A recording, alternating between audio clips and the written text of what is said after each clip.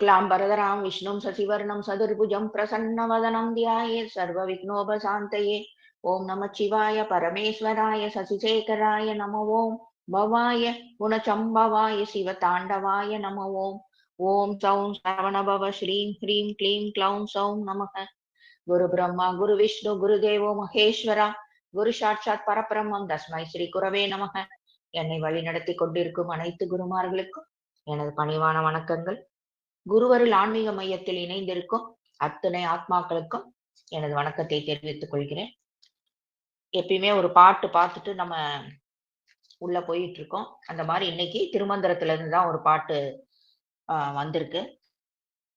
தூங்கி கண்டார் சிவலோகம் தம் உள்ளே, தூங்கி கண்டார் சிவயோகம் தம் உள்ளே, தூங்கி கண்டார் சிவபோகம் தம் உள்ளே, தூங்கி கண்டார் நிலை சொல்வது எவ்வாறு.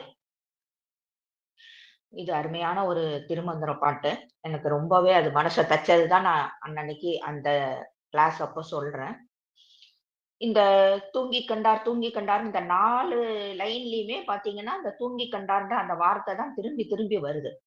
அந்த தூங்கி கண்டார் அப்படின்னா என்ன அப்படின்னா, தூங்கி அவர் என்னத்த கண்டாரு? கடவுள் கண்டாரா இல்ல வேற என்னத்தை தான் கண்டாரு அப்படின்னா, அந்த தூங்கி கண்டார் அப்படின்ற வார்த்தைக்கு தூங்கியும் தூங்காமலும் சுகம் பெறுவது எக்காலம் அப்படின்னு இருக்கும் இல்லையா? அந்த லைனுக்கு அப்படின்னா என்ன அர்த்தம் அப்படின்னா, அது ஒரு கிட்டத்தட்ட ஒரு அரை தூக்கம் மாதிரி தானே தியானம் அப்படின்ற ஒரு விஷயம். ஒரு தூங்கியும் தூங்காம இருக்கிற மாதிரிதான்.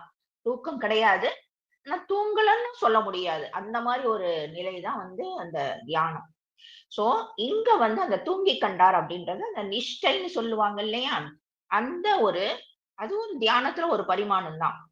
அந்த நிஷ்டை அந்த நிஷ்டையில இருக்கிற ஒரு தன்மை தான் அந்த தூங்கி கண்டார் அந்த வார்த்தை திரும்பி திரும்பி வருது.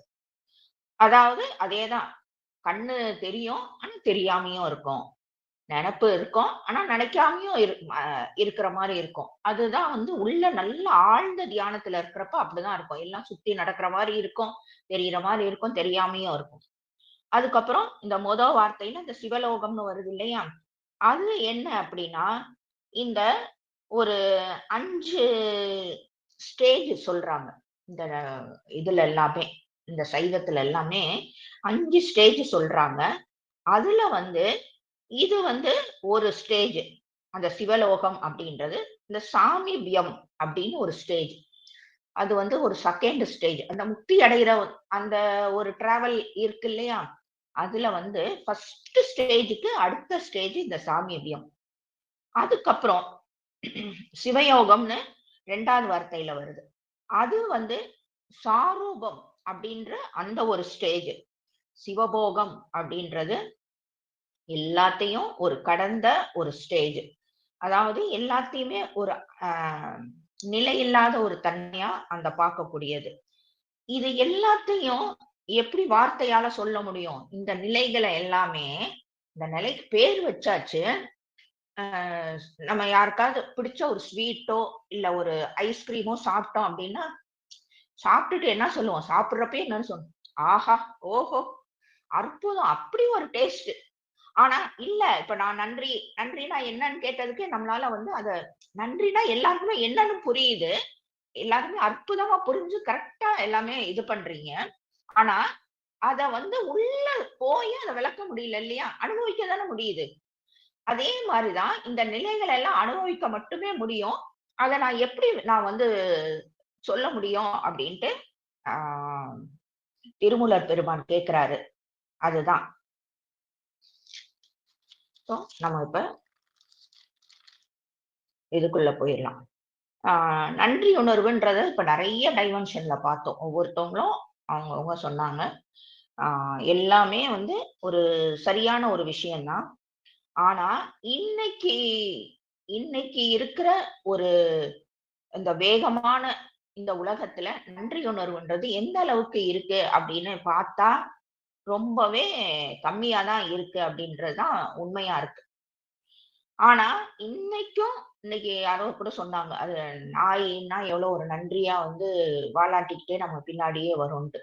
அப்ப நன்றி உணர்வு அப்படின்ற ஒரு விஷயம் மக்கள்கிட்ட, மனிதர்கள்ட்ட மறைஞ்சு போய் இன்னைக்கு மிருகங்கள்கிட்ட மட்டும் அது அது இன்னமும் அதுங்க அதுங்க கிட்ட இருந்து அது கொஞ்சம் கூட மறையல. அது எப்படி ஸ்டார்ட் ஆச்சோ, இன்னமும் அது அப்படியே மெயின்டெயின் ஆயிட்டு இருக்கு. ஆனா, இன்னைக்கு மனிதர்கள்ட்ட அது மறைஞ்சிருச்சு. ஆனா, மனிதர்கள் கூட பழகக்கூடிய அந்த நாய்க்கு அந்த நன்றி உணர்வு அப்படியே மெயின்டெயின் ஆயிட்டு இருக்கு. அந்த நாய் கூட பழகக்கூடிய மனிதனுக்கு அது இல்லாம போயிருச்சு. இப்ப இந்த மகான்கள், இவங்க பெரிய பெரியவங்க இந்த நன்றி உணர்வுனா என்னன்னு ஒரு டெஃபனிஷன் சொல்லியிருக்காங்க. அததான் நான் இங்க வந்து சொல்றேன். என்ன அப்படின்னா, நமக்கு ஒருத்தவங்க உதவி பண்ணாங்க அப்படின்னா, அவங்களுக்கு கேட்டும், கேட்காமலும் இருக்கிறப்ப, நமக்கு ஒரு அவசரத்துல ஒருத்தவங்க ரூ. 1,00,000 குடுத்துருக்காங்கன்னு வச்சுக்கோங்களேன். அந்த 1,00,000த்த 1,10,10,000 கூட நம்ம அவங்களுக்கு வட்டி போட்டு நம்ம ஒரு கணக்கு போடுறோம் பாருங்க. ஒரு கால்குலேஷன் இருக்கு பாருங்க. அது அத பண்ணிட்டு நம்ம அத பெருசா நம்ம நெனச்சிருக்கோம். இல்லையா? ஆனா, அது கிடையாதுன்னு அங்க அடிக்கிறாங்க. அப்ப என்ன பண்ணணும் அப்படின்னா, உனக்கு அந்த டைம்ல அவங்க பண்ணதுக்கு டைம்லி ஹெல்ப்ன்னு ஒரு வார்த்தை வந்து அடிக்கடி வந்து எல்லா இடத்துலயும் யூஸ் ஆகும். அந்த ஒரு இதுக்கு அதுக்கு அளவே கிடையாது. அவங்களுக்கு ஒரு அந்த டைம்ல 10,00,000 வேணும் அப்படின்னாலும், நீ 10,00,000 மனசார நீ குடுக்குற அந்த ஒரு ஸ்டேஜ்ல இருக்கணும். அதுக்கு பேரு தான் நன்றி உணர்வு. அது அதுக்கு காலம் கிடையாது, அளவு கிடையாது. எந்த ஒரு நிபந்தனையும் கிடையாது. அப்படி அ அந்த மாரி உன்னால செய்ய முடியும் அப்படின்னா தான், அதுதான் நன்றி. இது வந்து கணக்கு போட்டு நம்ம இந்த கல்யாணங்கள்ல எல்லாம் கூட பார்க்கலாம். இந்த மொய் செஞ்சுட்டு, ஓ! அவங்க வந்து நமக்கு எவ்வளவு மொய் செஞ்சிருக்காங்க. அதோட கூட ஒரு ரூ. 100 போட்டு நம்ம செய்வோம். செஞ்சுட்டு நம்ம அவனுக்கு மேல நம்ம செஞ்சாச்சு, திருப்பி குடுத்தாச்சு அப்படின்ற மாரி நம்ம ஒரு கணக்கு வச்சுக்குவோம். அது கிடையவே கிடையாதுன்னு அடிச்சு சொல்றாங்க. சோ, அப்ப நம்மளுடைய கண்ணோட்டத்தெல்லாம் கொஞ்சம் கொஞ்சம் மாத்திக்கணும் அப்படின்றதுக்கு தான், நாம வந்து இன்னைக்கு இந்த இதையே பார்க்கிறோம். ஓகேயா? இந்த இதுல எல்லாமே ஆ இந்த புராணத்துல எல்லாம் ரொம்ப இந்த நன்றி உணர்வுக்கு எடுத்துக்காட்டா இருக்கிற ஒரு கேரக்டர் யாரு அப்படின்னா, கர்ணன். எல்லாருக்குமே தெரியும் கர்ணனோட கதை. அவன் ஆதரவு இல்லாம நிக்கிறப்ப, துரியோதனன் அவனுக்கு வந்து நான் இருக்கேன் அப்படின்ற மாரி அவன் உள்ள ஒரு கணக்கோட அவன் அவனுக்கு ஹெல்ப் பண்ணா கூட, அவனுக்கு ஒரு நாடு குடுத்து, அவன ராஜாவாக்கி, எல்லாமே பண்ணா கூட, நான் அந்த நேரத்துல ஆதரவு இல்லாம எல்லாரும் கேலி பண்ற கூடிய ஒரு கட்டத்துல நான் இருக்கிறப்ப, அவன் எனக்கு ஹெல்ப் பண்ணான் அப்படின்ட்டு, அவன் கெட்டவன், அவன் பண்றது தப்புன்னு தெரிஞ்சாலும், செஞ்சோற்று கடன் தீர அந்த பாட்டு எல்லாருமே நம்ம ரொம்ப அருமையான ஒரு பாட்டு தானே. அந்த செஞ்சோற்று கடனுக்காக அவன் கெட்டவனோ, நல்லவனோ, எனக்கு பண்ண அந்த டைம்லி ஹெல்ப்புக்காக நான் வந்து என்ன வேணா பண்ணுவேன் அப்படின்னு துணிஞ்சு நின்னான். அவன் தக்க சமயத்தில் தானே அம்மா? தக்க இல்ல சமயம். இல்ல அவன் இது ஓடிட்டு இருக்குமா? அதாவது அவன் அந்த இந்த டைம்ல மட்டும் கிடையாது. ஒரு போர் வருது. அந்த மாதிரி டைம் மட்டும் கிடையாது. அவன் எது வந்தப்பயும் அவன் கூடயே தான் நின்னான். ஏன்னா, அவனுக்கு அந்த மனசுல இருந்து கொஞ்சம் கூட அவன் அத அகற்றல. சோ இன்னைக்கும் அந்த நன்றி உணர்வுக்கு ஒரு கேரக்டர் சொல்லணும் அப்படின்னா, எதுக்கோ யார் யாரையோ சொல்றோம். இன்னைக்கு அந்த நன்றி உணர்வுக்கும், அந்த கொடுக்கிற அந்த மனப்பான்மைக்கும் கர்ணன மாரி யாரும் இல்லவே இல்ல. இது எல்லாமே கதையா இல்ல உண்மையா நடந்ததான்னு நமக்கு தெரியாது. ஆனா இதெல்லாம் ஏன் நமக்கு சொல்லியிருக்காங்கன்னா, இந்தந்த மாதிரி இருக்கணும். டைரக்ட்டா நமக்கு சொன்னோம் அப்படின்னா, ஐயோ! இவங்க எல்லாம் அட்வைஸ் பண்ண ஆரம்பிச்சுட்டாங்கப்பா அப்படின்ட்டு தான் எல்லாருக்குமே அந்த ஒரு இளம் வயதுல இருக்கவங்களுக்கு எல்லாருமே. சோ, அதனால எல்லாருக்குமே வந்து ஒரு கதையா தான் வந்து எல்லாமே சொல்லப்பட்டிருக்கு நமக்கு. சோ இதுல இருந்தெல்லாம் அதுதான் நம்ம எடுத்துக்கணும்.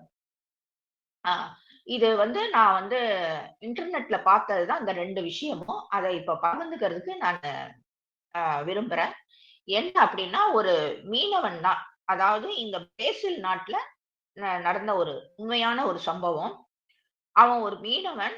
அவன் வந்து மீன் பிடிக்க போறப்ப பார்த்தா வந்து ஏதோ ஒரு பறவை வந்து இந்த கப்பல்ல இருந்து ஆயில் கசிஞ்சு ஒரு இடத்துல தேங்கி நின்னு இருக்கு. அதுல அந்த பறவை போய் சிக்கிக்கிச்சு. கரெக்ட்டா அதோட ரெக்க எல்லாம் போய் அதுல போய் நல்லா ஒட்டிக்கிச்சு. அது எவ்வளோ நாளா அங்க இருந்துச்சுன்னு தெரியல. அதோட உயிர் போகும் தருவாயில அத பார்க்குறான் அவன்.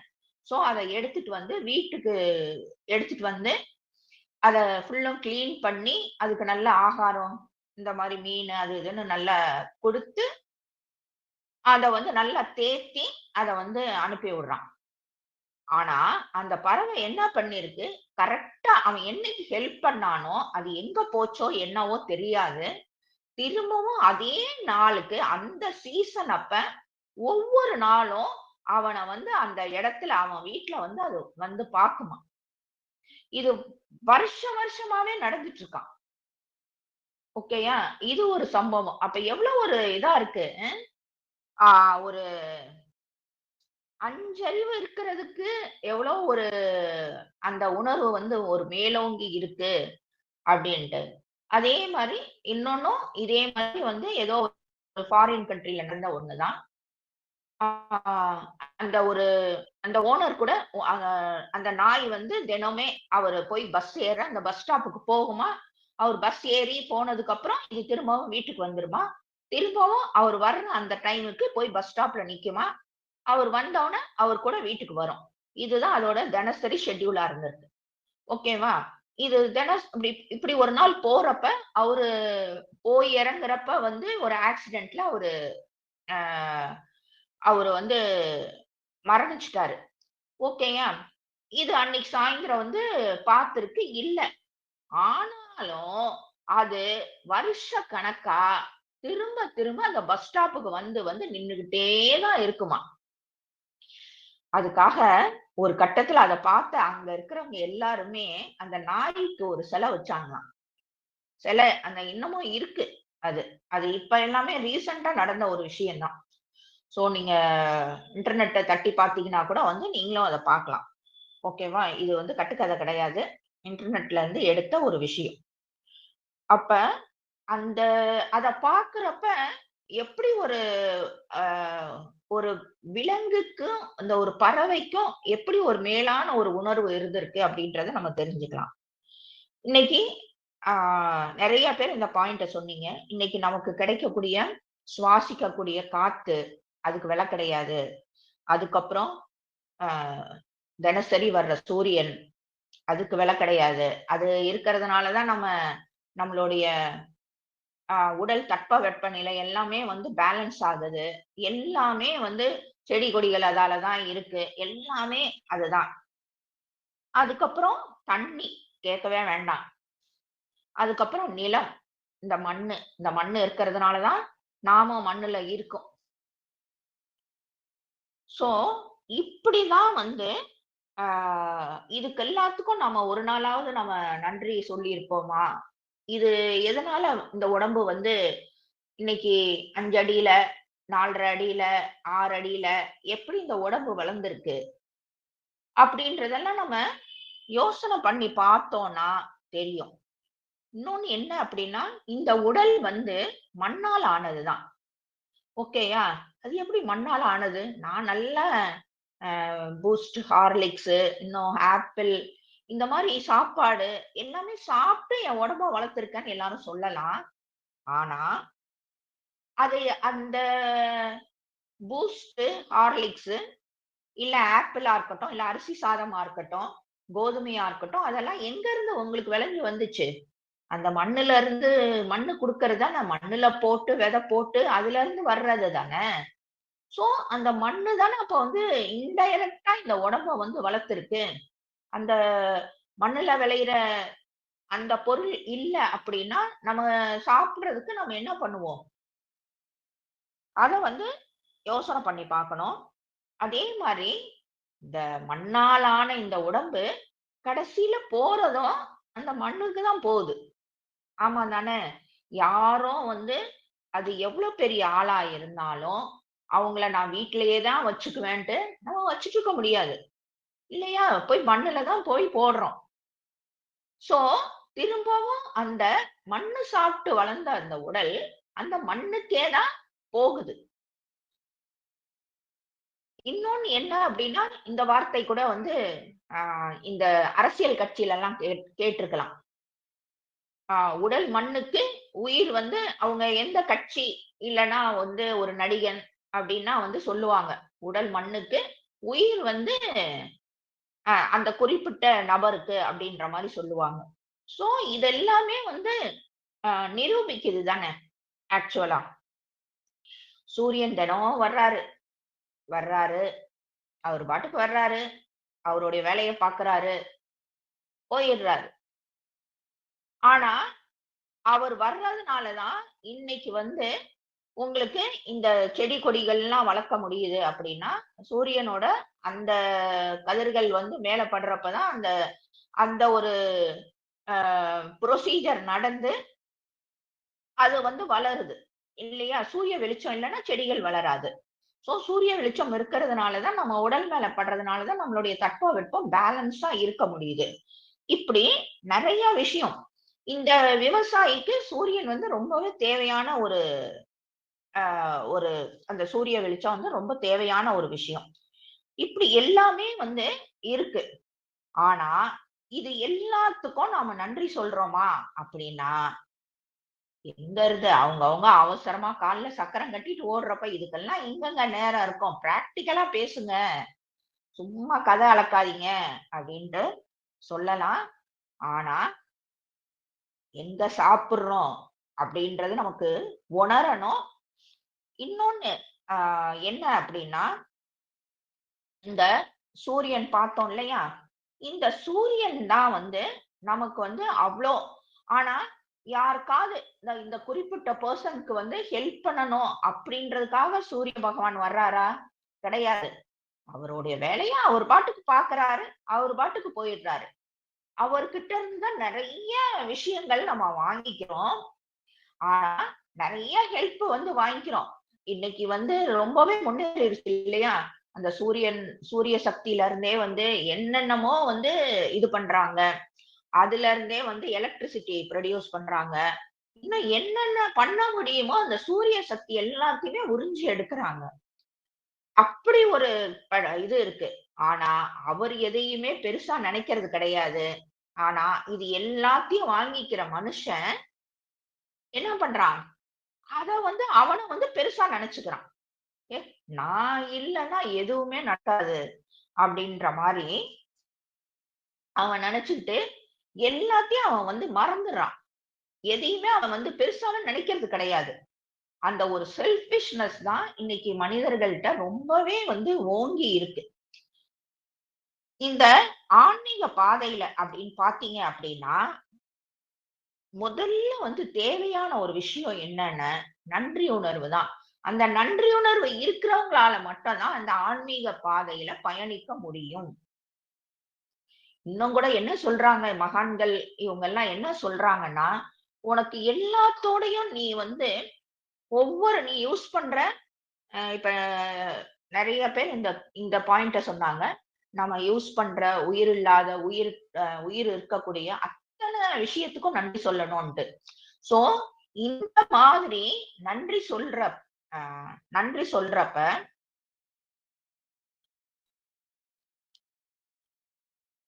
ஆ அப்படி நன்றி சொன்னா, நீங்க தனியா வந்து கடவுள தேடி வேண்டிய அவசியமே கிடையாது.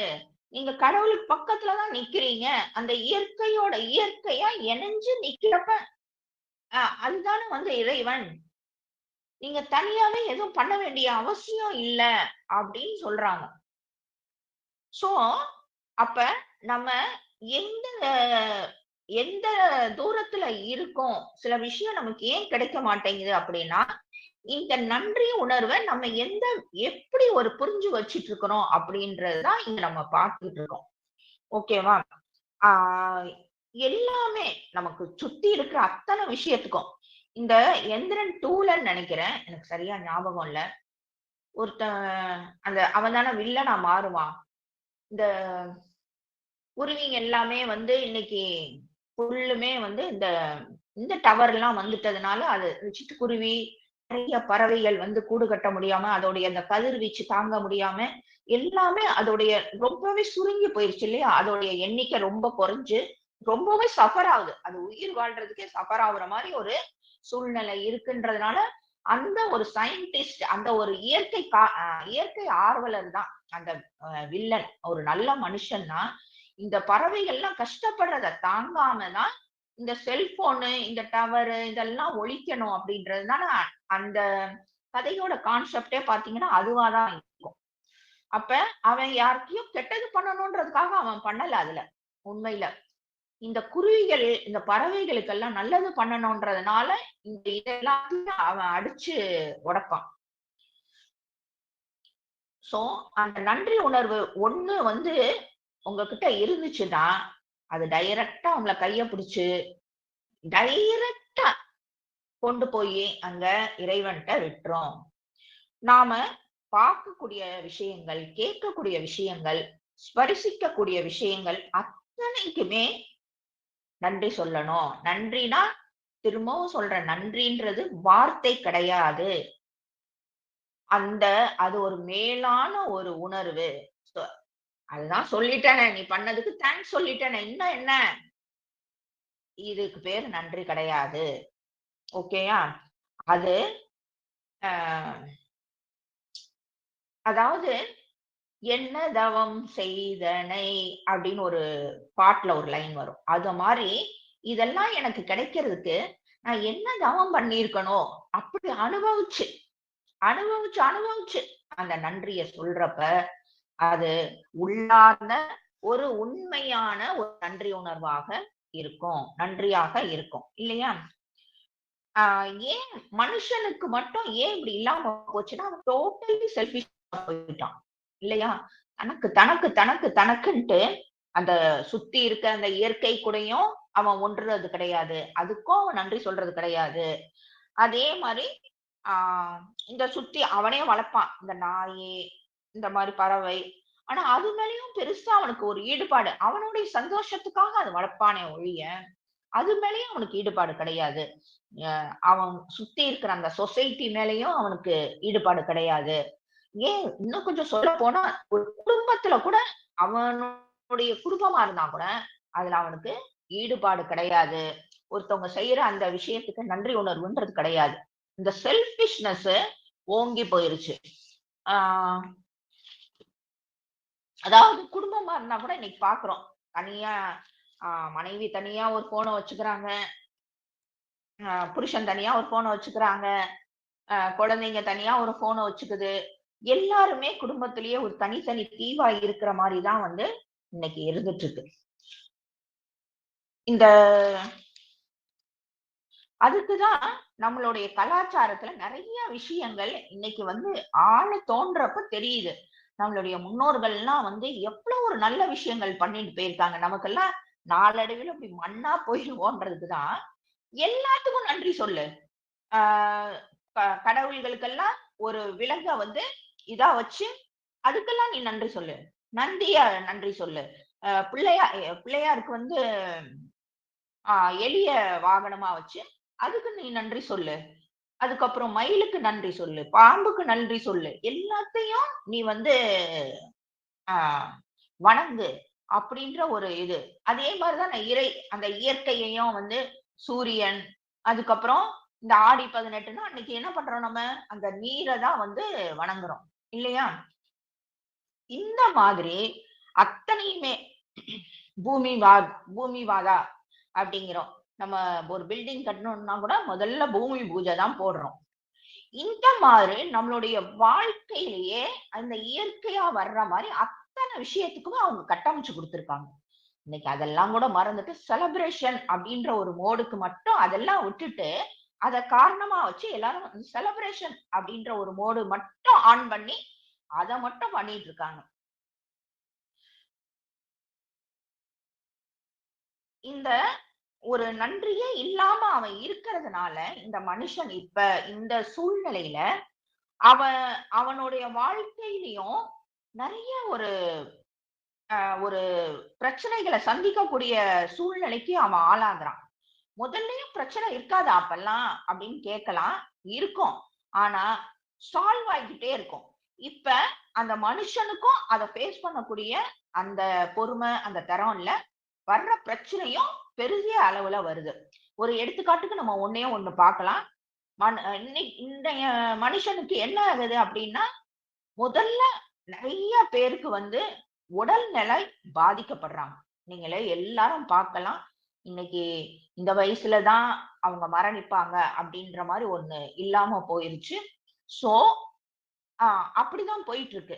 சாப்பிடுற உணவே வந்து நிறைய பேருக்கு வந்து ஜீரணமாக மாட்டேங்குது. ஜீரணமாகறதுக்கு இந்த இது என்னென்னத்தையோ மாத்திரை போடுறாங்க, என்னென்னத்தையோ குடிக்கிறாங்க.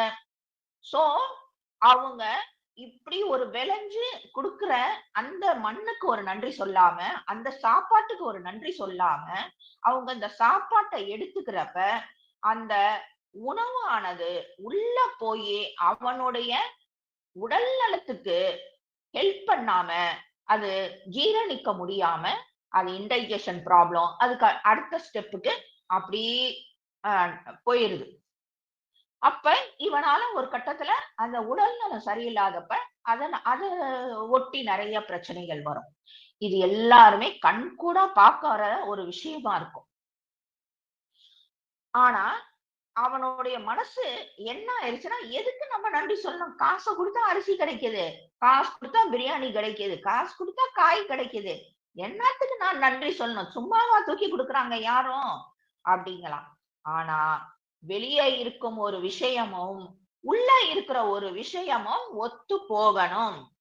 ஒத்து போனாதான் அது வந்து merge ஆகி நமக்கு வந்து நன்மை பயக்கும்.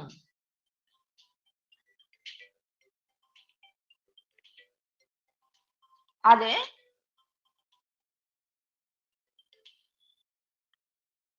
அது merge ஆகாதனால அது அவனுடைய உடம்புக்குள்ள போய் அது விஷமாக மாறிடுது. அப்ப அவனுக்கு நிறைய பிரச்சனைகளை அது உண்டு பண்ணுது. சுத்தமா நன்றி உணர்வு இல்லாம போனான்னா கூட பரவாயில்ல. அப்படியே அத அவாய்ட் பண்றான், மறந்தே போயிடுறான். அத மறந்துட்டு கூட தெரியாம இத பண்றதா மறந்து போகிறது. இது என்ன பெரிய விஷயம் அப்படின்ற மாதிரி ஒரு மனநிலையில இன்னைக்கு போயிட்டு இருக்காங்க. இது ரொம்பவே அவங்களுக்குள்ள ஒரு மோசமான மனநிலையிலையும் சரி, உடல்நிலையிலையும் ஒரு மோசமான பாதிப்பை தான் ஏற்படுத்துது. இந்த நன்றி உணர்வு அப்படின்ற ஒரு விஷயம் இல்லாதனால, அந்த நன்றி உணர்வு இருந்துச்சுன்னு வச்சுக்கோங்க, பெரிய பெரிய நல்ல விஷயங்களை வந்து கொண்டு வரும். ஆனா நிறைய இந்த அல்ப காரணத்துக்காக இத பெரிய ஒரு ஆழமான விஷயங்களையும் விட்டு அதோட சேர்ந்து இந்த அற்புதமான ஒரு பெரிய விஷயம் அவன் என்ன பண்ணிடுறான்? தொலைச்சிடுறான். அல்ப சுகத்துக்கும் அல்ப விஷயத்துக்காக அவன் வந்து டோட்டலா அதை தொலைச்சிடுறான். எக்ஸாம்பிளுக்கு ஒண்ணு பார்க்கலாம். இந்த இப்ப சூரியனையே நம்ம எடுத்துக்கிறோம்னு வச்சுக்கோங்க. இந்த அந்த பக்கம் இருக்கிற வெளிநாடு இடத்துல எல்லாமே நீங்க பார்த்திருந்தீங்கன்னா தெரியும். அங்க எல்லாமே சூரிய வெளிச்சம் ரொம்ப கம்மி. அதுக்காக அவங்க இந்த ஹாலிடேஸ்ல எல்லாம் என்ன பண்ணுவாங்க, இந்த கடற்கரைக்கு போய் உடல் மேல அந்த வெயில் படுற மாதிரி ஆடையெல்லாம் கொஞ்சம் கம்மி பண்ணிட்டு அவங்க படுத்திருப்பாங்க. இது எல்லாமே இந்த சீன் எல்லாம் நீங்க நிறைய பார்த்திருக்கலாம். ஆனா நம்ம ஊர்ல சூரிய வெளிச்சத்துக்கு பஞ்சமே கிடையாது. ஆனா இன்னைக்கு முக்காவாசி பேரு அந்த சூரிய வெளிச்சம் என் மேல பட்டுச்சுன்னா நான் வந்து கலர் மாறிடும், நான் கருப்பாயிருவேன் அப்படின்ட்டு இன்னைக்கு டூ வீலர்ல போறவங்க எல்லாம் மூஞ்சியில துணியை கட்டிட்டு இந்த மாதிரி டோட்டலா அவங்களுடைய கலர் வந்து இதா போயிரும் அப்படின்றதுனால, அப்ப அத நன்றி உணர்வு சொல்லலைனாலும் பரவாயில்ல, அந்த சூரியனையே நீங்க அவமதிக்கிற மாதிரி ஒரு விஷயம் வந்து பண்ணக்கூடிய சூழ்நிலை இருக்கு. அப்ப அந்த இயற்கை ஒரு கட்டத்துல கொந்தளிக்காம என்ன பண்ணும்? சோ இது ஏன் சில விஷயம் எல்லாம் நம்மள பத்தி புதுசா நிறைய பாக்குறோம். இதெல்லாமே நம்ம பார்த்திருக்கோம். இந்த சுனாமின்ற ஒரு வார்த்தை எல்லாம் யாருமே வந்து கேள்வியே பட்டிருக்க மாட்டாங்க. ஆனா கண்ணா பார்த்தாச்சு. அந்த இயற்கை பொறுத்து பொறுத்து பார்த்துட்டு ஒரு கட்டத்துல தூக்கி போட்டுருது எல்லாத்தையும். அப்பயாவது உன் மண்டை உரைக்கட்டும் அப்படின்னு. ஆனா திரும்பவும் அந்த டைம்ல கொஞ்சம் யோசிக்கிற மாதிரி யோசிக்கிறோமே ஒழிய திரும்பவும் அந்த பழைய நிலைக்கு வந்துடுறோம். இந்த இப்ப கூட பாத்தீங்கன்னா, ஆனா இப்ப காலகட்டம் கொஞ்சம் மாறிட்டு தான் இருக்கு. நான் கொஞ்சம் பாக்குற வரைக்கும். என்ன அப்படின்னா, முதல்ல பாத்தீங்கன்னா ஒரு 10, 20 வருஷமாவே எங்க நிலம் கிடைச்சாலும், எங்க இடம் இருந்துச்சுனாலும் அங்க பில்டிங் முளைச்சிருக்கும். அதாவது இந்த தண்ணி போற பாதை, அதனால தானே வந்து இங்க சென்னையில எல்லாம் கூட வந்து ஒரு 4 வருஷத்துக்கு முன்னாடியோ கூட என்னமோ வந்து அந்த தண்ணி போற பாதையெல்லாம் மழை பெஞ்சு இந்த தண்ணி போற பாதையில எல்லாமே பில்டிங். அப்ப அந்த தண்ணி போகாம என்ன ஆகும்? ஒரு இடத்துல லேக் ஆயிருச்சு. ஒரு கட்டத்துல அது திறந்து விட்டப்ப, இல்லன்னா சுத்தமா போயிரும்ன்றப்ப திறந்து விட்டப்ப, அது ஊருக்குள்ளேயே அந்த தண்ணி வந்து நெறைய பேரோட வீடு, நெறைய பேரோட பிசினஸ் இது எல்லாமே வந்து அடியாச்சு. அந்த மாரி அந்த இயற்கை வந்து பார்த்துக்கிட்டே இருக்குது. இவங்க ரொம்ப ஓவரா போறாய்ங்க அதுக்குன்ட்டு அப்படின்ட்டு ஒரு கட்டத்துல சுண்டி இழுத்துருது. சோ ஒரு மனுஷனோட வாழ்க்கைக்கு நன்றி உணர்வு அப்படின்றது ரொம்ப ரொம்ப ரொம்ப ரொம்ப அடிப்படையான ஒரு விஷயம். ஒரு மனுஷனுக்கு எப்படி வந்து முதுகு தண்டு இல்லாம ஒரு இருக்க முடியாதோ, அந்த முதுகு தண்டு தானே பேஸ். அது இல்லாம இருக்க முடியாதோ, அந்த மாரி இந்த நன்றி உணர்வு அப்படின்றது ரொம்ப ரொம்ப அவசியம். நமக்கு எது கிடைக்குதோ, அதாவது ஆ நம்ம தினசரி யூஸ் பண்ற பொருட்கள், அதுக்கப்புறம் நம்ம இன்னைக்கு சாப்பாடு சாப்பிடுறோம் அப்படின்னா, அந்த கடவுளுக்கு இந்த இந்த சாப்பாடு நம்மகிட்ட எவ்வளவோ காசு இருக்கலாம், என்னவோ இருக்கலாம். அது சாப்பிடுறதுக்கு உங்க உடம்பு நிலை ஒத்துழைக்குது இல்லையா? அத நெனச்சு பார்க்கணும். இந்த சாப்பாடு எனக்கு உள்ள போய் ஜீரணம் ஆகுது இல்லையா? எவ்ளோ பேஷண்ட்ஸ பார்க்கிறோம். எவ்ளோ எவ்ளோ விஷயங்கள் கேள்விப்படுறோம். அதெல்லாம் இல்லாம, நானா என் கையில எடுத்து சாப்பிடுறேன். எனக்கு செரிக்குது. நான் தூங்குறேன், நடக்கிறேன், எல்லாமே பண்றேன் அப்படின்றப்ப, அந்த இறைவனுக்கு அத சாப்பிடுறப்ப ஒரு 30 செகண்ட்ஸ் ஒரு நன்றி உணர்வு. அந்த யாரு விளைவிச்சானோ அவனுக்கு, "ப்பா நீ யாரோ, எவரோ எனக்கு தெரியாதுப்பா. இந்தா ஒரு தேங்க்ஸ். நீ நல்லா இருக்கணும்." மனசார அதுதான் அங்க வேலை பார்க்கும். நம்ம சின்னதுல இருந்தே நமக்கு நெறைய கதை சொல்லி வளர்த்திருப்பாங்க பாருங்களேன். இந்த சிங்கமும், எலியும். ஆ அந்த அந்த சிங்கத்த வந்து என்னமோ சிங்கம் வந்து சிங்கத்து மேல வந்து அந்த எலி ஏதோ விளையாடும்னு நெனைக்கிறேன்.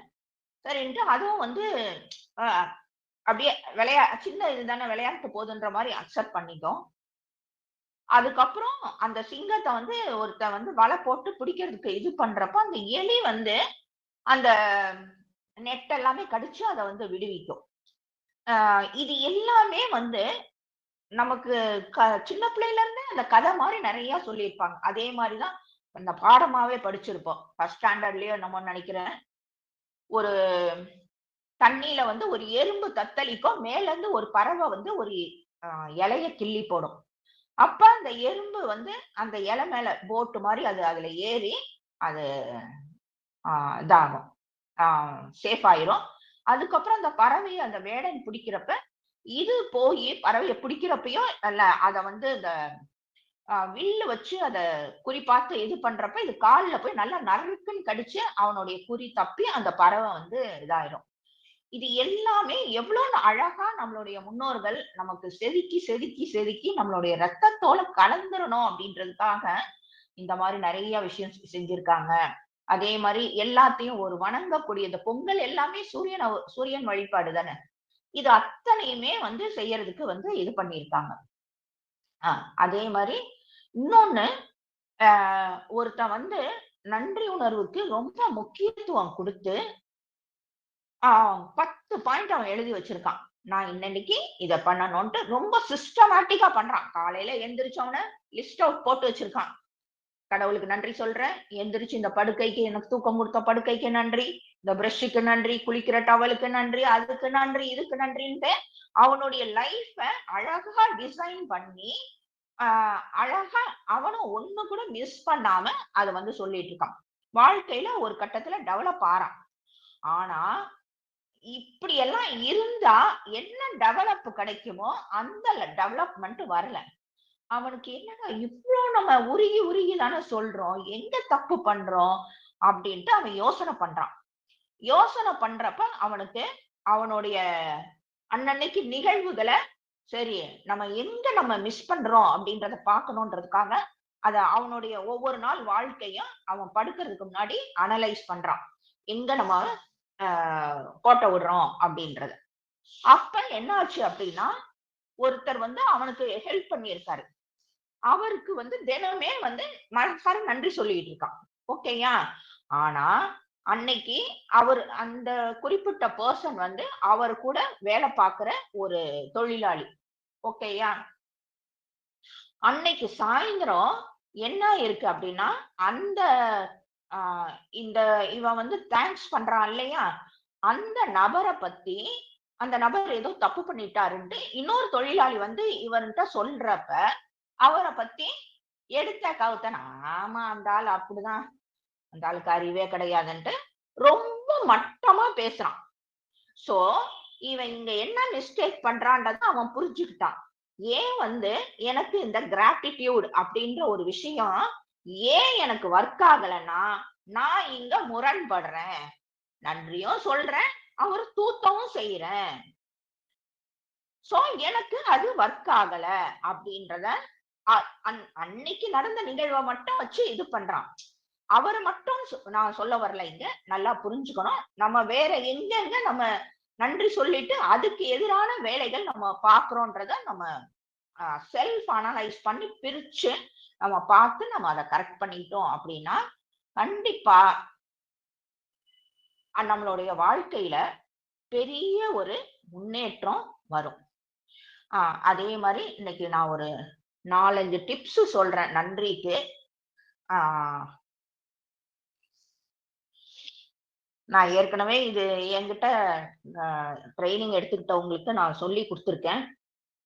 நைட்டு படுக்க போறதுக்கு முன்னாடி எல்லாருமே பெட்டோ பாயோ இல்ல கீழே படுக்கிறோமோ என்னமோ ஒரு 5 நிமிஷம் கண்ணை மூடி அந்த படுக்கையில உட்கார்ந்துக்கோங்க. உட்கார்ந்துட்டு இந்த ஒரு 5 லைன் அருமையா எல்லாருமே வந்து சொல்லணும். I am sorry. ஓகேயா? அதுக்கப்புறம் ப்ளீஸ் ஃபர்கிவ் மீ. தேர்ட் ஒன்னு தேங்க்யூ. I love you. என்னடா கெட்ட வார்த்தையெல்லாம் சொல்றாங்கன்னு நினைக்காதீங்க. ஃபிஃப்த் ஒன்னு I forgive myself. Sixth ஒன்னு I forgive all of them. இதுக்கு தமிழ்ல ஒரு தடவை நான் சொல்லிடுறேன். ஐ எம் சாரினா நீங்க அன்னைக்கு பண்ணதை நம்ம படுக்க போறதுக்கு முன்னாடி நம்ம ஒரு படம் ஓட்டுற மாதிரி ஓட்டி பாக்குறப்ப நம்ம யாரையாவது மனசு வருத்தப்பட்டு வச்சிருப்போம். ஓகேயா? இல்லையா ஒருத்தவங்க நம்மள ரொம்பவே மனசு வருத்தப்பட வைக்கிறாங்கன்னு வச்சுக்கோங்க.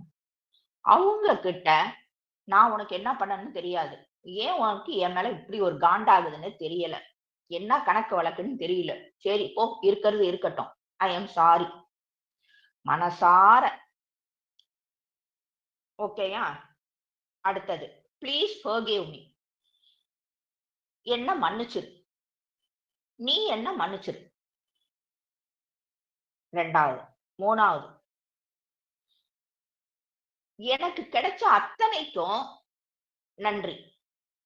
ஓகேயா?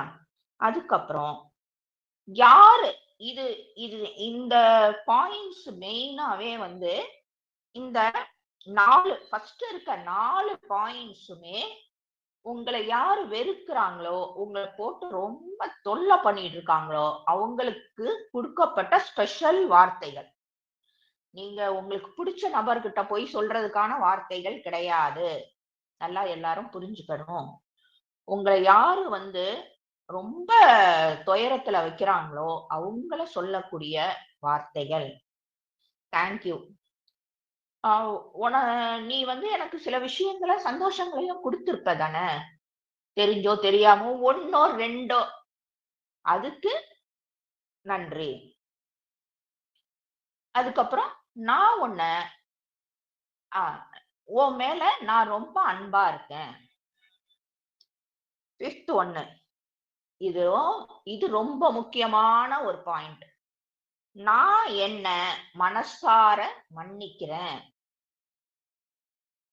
அதுக்கப்புறம் எல்லாரையும் எனக்கு தெரிஞ்சோ தெரியாமையோ எனக்கு ஏதாவது பண்ணவங்க தெரிஞ்சு பண்ணியிருக்கலாம், தெரியாம பண்ணியிருக்கலாம். சோ எல்லாரையும் நான் மன்னிக்கிறேன். இத ஃபர்ஸ்ட் ஒரு சிஸ்டம் மாதிரி வச்சுக்கணும் இல்லையா? நம்ம வந்து இப்ப பல்லு விளக்குறோம்னா ஆட்டோமேட்டிக்கா அப்படியே பல்லு விளக்குவோம், எங்கேயோ யோசனை ஓடிட்டு இருக்கோம், அப்படி இருக்கும். ஆனா இத அப்படியே வழக்கத்துக்கு ஒரு கட்டத்துல கொண்டு வந்துட்டு மனசார நிறுத்தி நிதானிச்சு, இப்ப நம்ம ஆரம்பத்துல பேசணும் இல்லையா, மனசார ஆழமா அந்த மாதிரி சொல்றப்ப நீங்க ஒரு உயர்ந்த நிலைக்கு வந்துருவீங்க. சோ இத இன்னும் அழகா சொல்லலாம்.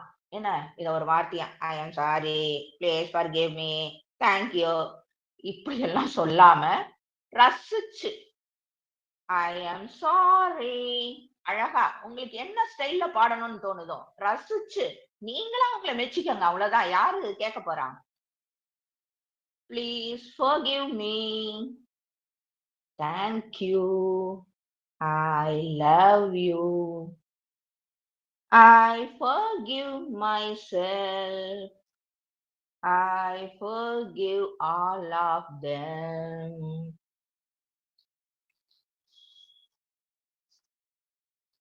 வாழ்க வளத்துடன்.